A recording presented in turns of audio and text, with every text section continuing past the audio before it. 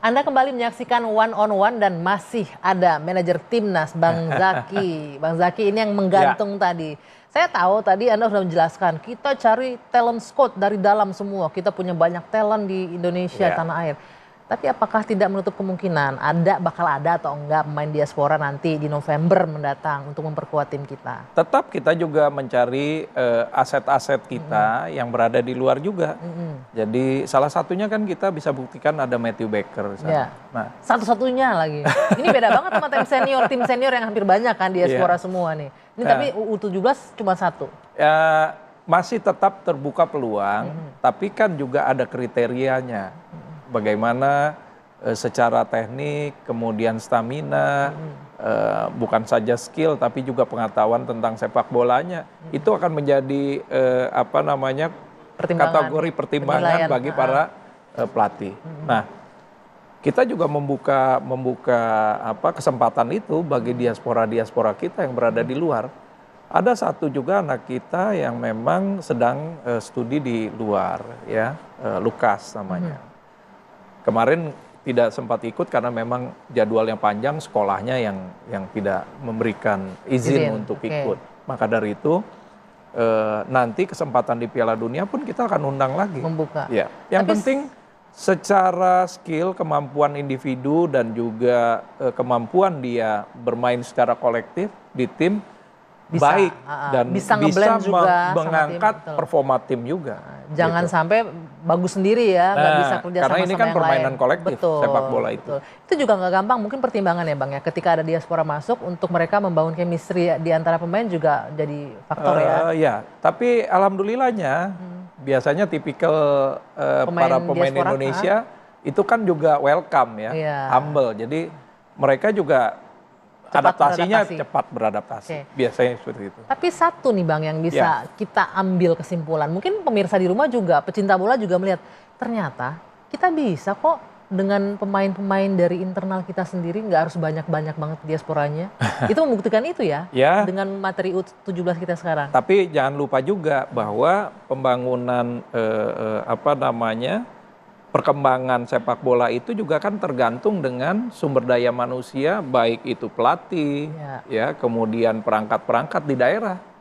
Dengan semakin banyaknya akademi, SSB, sekolah-sekolah sepak bola yang punya kualifikasi baik dan juga punya program yang baik di daerah-daerah, akan semakin banyak juga talenta pemain yang bermunculan nanti dari Indonesia. Bolehlah kita apresiasi ya Bang ya. Sekolah-sekolah sepak bola sudah bermunculan. Klub-klub sepak bola di bawah. Pelatih-pelatih kita juga Betul. Itu juga menjadi faktor. Dan mereka harus terbuka dengan sport science sekarang. Sekarang ini nggak cuma mengandalkan skill individu aja. Tapi juga harus ada backup data untuk para calon pemain kita. Apa aja? Itu udah pasti tuh, data mengenai statistik mereka bertanding, kemudian juga statistik mereka berlari, menendang, itu semua harus ada di tim kepelatihan dan analis di daerah-daerah. Oke, kita katakan kalau analis terlalu advance lah ya, tapi paling tidak para guru-gurunya nih, coachnya nih, udah punya data. Itu. Nah, itu. Dan ketika bertanding kemarin juga kelihatan ya, siapa-siapa ini yang punya materi permainan yang bagus untuk menyerang, dan untuk defense. Untuk mendapatkan itu kan mereka harus melalui jenjang pendidikan juga. Maka dari itu refresh untuk pelatih-pelatih lokal ya, sertifikasi untuk mereka, program-program itu akan selalu digulirkan oleh federasi. Dan semakin banyak pelatih baik, semakin banyak pelatih modern di daerah kita, semakin banyak talent-talent muda kita buat untuk ke timnas. Berbicara soal kemampuan, yang pasti sudah yang terbaik untuk di U17 timnas kita. Tapi pasti dong di antara yang terbaik ini ada lagi yang lebih bagus. Sebagai manajer timnas nih Anda melihat siapa nih talenta-talenta yang cukup menonjol lah kita di U17. Ini juga jadi motivasi kan Bang bagi mereka nantinya. Betul. Sebetulnya hampir semua mereka berkembang dengan sangat baik. Apalagi program TC kita di luar negeri dengan uji coba dengan para negara-negara peserta Piala Asia ataupun Piala Dunia yang lain ya. Itu akan membangun kepercayaan diri mereka dan juga membangun skill individu mereka.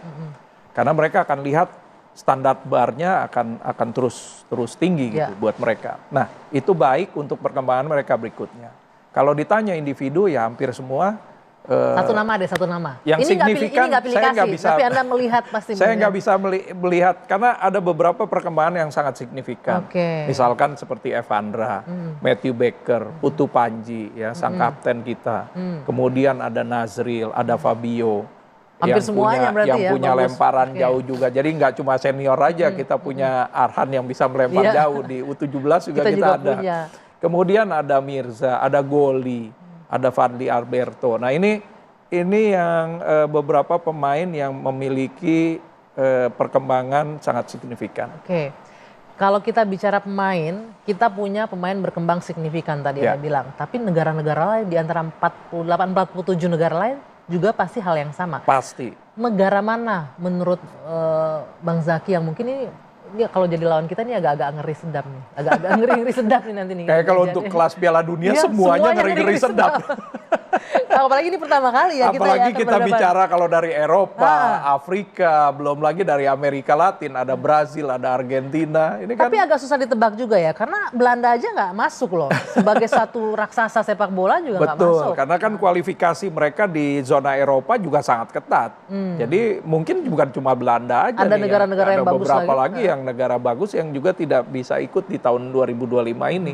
Begitu juga di Afrika. Nah maka dari itu ada baiknya juga kita sering melakukan pertandingan friendly match, uji coba dengan negara-negara tersebut. Jangan salah, kita punya satu dari Asia yang sekarang perkembangannya sangat luar biasa, yaitu Uzbekistan. Oh iya, kita benar, bisa belajar dari mereka itu. Karena saya lihat di U17 maupun di U20 kelompok umurnya itu sangat luar biasa, signifikan, dan nggak ada salahnya kalau kita juga bisa belajar dari mereka untuk memperbaiki performa kita. Oke, kita boleh dong berandai-andai dan pasti tiap pertandingan Indonesia punya target. Ya. Saya pengen dengar targetnya Pak Manajer ini untuk tim kita U17 nanti nih. Yang diberikan oleh PSSI Federasi lolos penyisihan grup. Lolos penyisihan grup. Itu kemudian masuk ke penyisihan berikutnya. Oke, kan penyisihan grup dari 48 pasti kan diambil 22 tuh nanti tuh. Ya. Nah, sekarang kan kita ini di Asia ini ada kita bareng Korea Selatan, Yaman, Afghanistan. Kira-kira di antara kita bicara Asia dulu deh. Oke. Ada kemungkinan dong pasti nanti akan. Oh, ini yang Piala Asia kemarin. Piala Asia kemarin. Kalau untuk Piala Dunia nanti drawingnya kalau nggak salah antara tanggal 22 sampai 25 Mei ini. Oke, kita kalau boleh berharap nih. Iya. Boleh berharap kita mau ngadepin siapa sih? Qatar kah atau siapakah gitu kan? Mudah-mudahan dari pot satunya ada Qatar di grup kita. Why Qatar? Kenapa? Gampang banget apa gimana? Pot satu itu melibatkan negara-negara yang memang sudah sering sekali masuk di Piala Dunia. Ya. Ada Brazil di sana, ada Jerman, ada Prancis, ada Argentina mungkin. Kemudian dari Afrikanya, ada Mali, ada Pantai Gading. Ini sangat luar biasa sekali. Pot 2 juga tidak kalah beratnya. Nah, begitu juga kita, kalau nggak salah Indonesia masuk ke pot 3. Pot 3, ya. Oke. Melihat mereka, ini kan di usia yang sama ya Bang ya. Tapi kita tahu nih masing-masing negara secara kondisi fisik aja beda. Afrika seperti itu, kita lihat Eropa, belum lagi yang lainnya. Kita seberapa confidence nih Bang Zaki, kita ngeliat secara fisik nih ya. Selain skill, kita bicara nanti skill. Setiap negara punya kelemahan dan kelebihan masing-masing. Tentunya region juga berbeda-beda. Antara yang Eropa, Asia dengan Afrika dan Amerika Latin ini punya plus minus dan juga kelebihan-kelebihan yang berbeda-beda nih tentunya. Jadi kita katakan sebetulnya kalau Asia walaupun tubuhnya nggak terlalu tinggi, secara postur boleh bilang kita lebih kecil dibanding kemarin di Piala Asia kita salah satu yang terpendek tim nomor 2 atau nomor 3 gitu dari bawah. Tapi paling tidak begini, kita punya speed. Itu yang bisa kita unggulkan. Nah, dengan speed yang kita bisa unggulkan, apa yang bisa kita lakukan untuk tim kita meraih kemenangan? Sebenarnya di setiap turnamen dan event-event besar sepak bola ataupun olahraga, tim yang bisa memanfaatkan atau meminimalisir kesalahan sendiri, baik itu individu maupun kolektif, dan memanfaatkan kesalahan tim lawan dengan maksimal, itu yang selalu bisa memenangkan pertandingan. Itu kita punya di tim kita. Anak-anak yang cerdik dan cerdas di lapangan. Gak hanya skill lah kita bicara ya. Dari 3 pertandingan penyisian di Piala Asia kan kemarin Udah kelihatan bisa lihat. ya. Katakan pertandingan lawan Korea Selatan.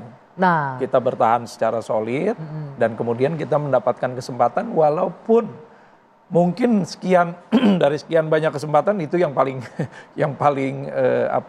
terbaik yang kita dapatkan yaitu penalti di menit-menit akhir. Nah, hal-hal seperti ini akan kita temukan di turnamen-turnamen besar.